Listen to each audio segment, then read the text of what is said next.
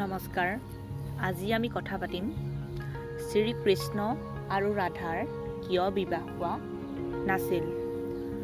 দুষ্টক দমন আৰু শান্তক পালন কৰিবলৈ ভগৱান বিষ্ণুৰ ধৰিত্ৰীত বহুবাৰ অৱতাৰ হৈছিল। তেওঁৰ পত্নী লক্ষ্মী দেৱীৰো ইচ্ছা জাগিছিল প্ৰভুৰ সেই ধৰ্ম প্ৰতিষ্ঠাৰ কামত সহযোগী হ'বলৈ। সেই অনুসৰি ত্ৰেতা যুগত যেতিয়া ভগৱান বিষ্ণু শ্ৰীৰাম ৰূপত অৱতাৰ হৈছিল, লক্ষ্মী দেৱীয়ে সীতা ৰূপত ধৰিত্ৰীত জন্ম লৈছিল। পিছৰ যুগ দ্বাপৰত দেৱী ৰুক্মিণীৰ ৰূপত পৃথিৱীত অৱতাৰণা কৰিছিল।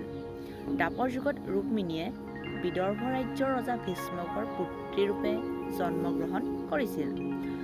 ৰুক্মিণীৰ জন্মত ৰজা ভীষ্মক বহুত সুখী হৈছিল, কিন্তু ৰুক্মিণীৰ জন্মৰ কেইমাহমানৰ পিছত পুতনা নামৰ ৰাক্ষসীয়ে ৰুক্মিণীক হত্যা কৰিবলৈ ৰজা ভীষ্মকৰ প্ৰাসাদত আহিছিল। সেই ৰাক্ষসীৰ আত্মা আছিল যিজনীয়ে গকুলত বালক শ্ৰীকৃষ্ণক বধ কৰিবলৈ কংসৰ আদেশত বিষাক্ত দুগ্ধপান কৰাই মাৰিবলৈ আহিছিল, কিন্তু ৰুক্মিণীয়ে পুতনাৰ সেই দুগ্ধপান কৰা নাছিল।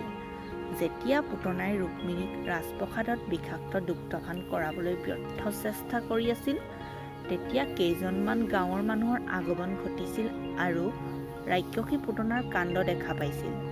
অকস্মাৎ মানুহৰ আগমন দেখি পুতনাই বালিকা ৰুক্মিণীক শূন্যৰ পিনে লৈ গৈছিল। সেই দেখি মানুহকেইজনে পিছে পিছে খেদি গৈছিল যদিও পুতনাই ৰুক্মিণীক শূন্যতাৰ বহু ওপৰলৈ লৈ গ'ল। সেই দেখি মানুহবোৰে বালিকা ৰুক্মিণীৰ জীৱিত থকাৰ আশা এৰি ঘূৰি আহিছিল। পুতনাই ৰুক্মিণীক লৈ শূন্যতাৰ বহু ওপৰলৈ গৈছিল আৰু সেই সময়তে বালিকা ৰুক্মিণীয়ে নিজৰ শৰীৰৰ ওজন বঢ়াই তুলিছিল আৰু পুতনাই সহিব নোৱাৰি তাইক এৰি দিলে।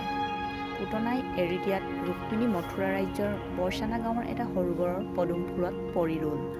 সেই গাঁৱৰে বৃক্ষবান আৰু তেওঁৰ পত্নী কৃতদেৱীয়ে সেই সময়ত সেই সৰোবৰ কাষেৰেই গৈ আছিল আৰু সিহঁতৰ দৃষ্টি সেই সৰোবৰৰ পদুম ফুলৰ ওপৰত পৰি লোৱা বালিকা ৰুক্মিণীৰ ওপৰত পৰিল।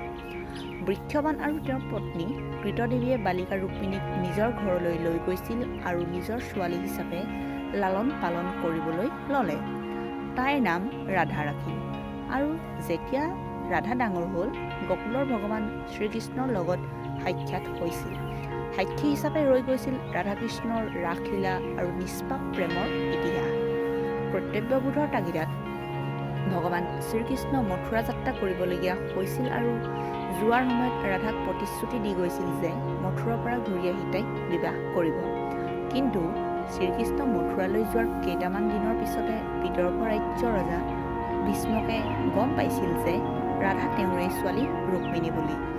ৰজা ভীষ্মকে ৰুক্মিণীক নিজৰ ৰাজ্য বিদৰ্ভলৈ লৈ গৈছিল। বিদৰ্ভ ৰাজ্যৰ ভগৱান শ্ৰীকৃষ্ণৰ